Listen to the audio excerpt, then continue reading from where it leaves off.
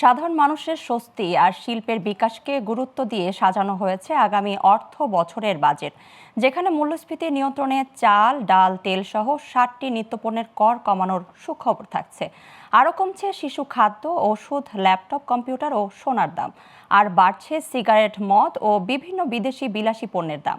বাজেটে কোন পণ্যের দাম বাড়তে পারে বা কমতে পারে তা নিয়ে রাজিন সালেহের প্রতিবেদন।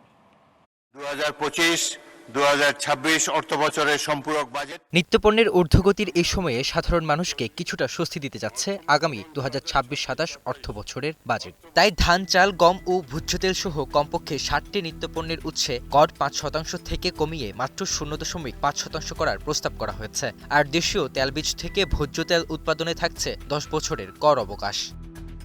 বড় সুখবর আছে চিকিৎসা সামগ্রীতেও। কিডনি ডায়ালাইসিস ফিল্টারের আগাম কর প্রত্যাহার করায় প্রতি ডায়ালাইসিসে খরচ কম পড়বে প্রায় 600 টাকা। এছাড়া ক্যান্সারের ঔষধ ও হৃদরোগীদের হার্টের রিংয়ের উপরও ভ্যাট ট্যাক্স প্রত্যাহারের প্রস্তাব করা হয়েছে এবারের বাজেটে।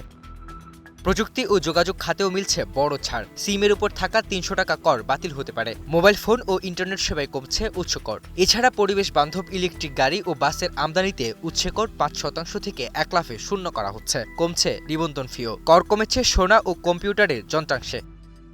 তবে করের বোঝা বাড়ছে ক্ষতিকর ও বিলাসী পণ্যে। সিগারেটের ফিল্টারে 300% এবং নিকোটিনে 350% সম্পূরক শুল্ক আরোপের কারণে উচ্চস্তরের 10 শলাকার সিগারেটের দাম বেড়ে হতে পারে 210 টাকা। কর বাড়ছে দেশে তৈরি অ্যালকোহল ও আমদানি করা কাজু বাদাম সহ বিভিন্ন বিদেশি পণ্যে। এছাড়া নির্মাণ খাতের রডের দাম বাড়ছে উৎপাদন পর্যায়ে ভেট বাড়ার কারণে।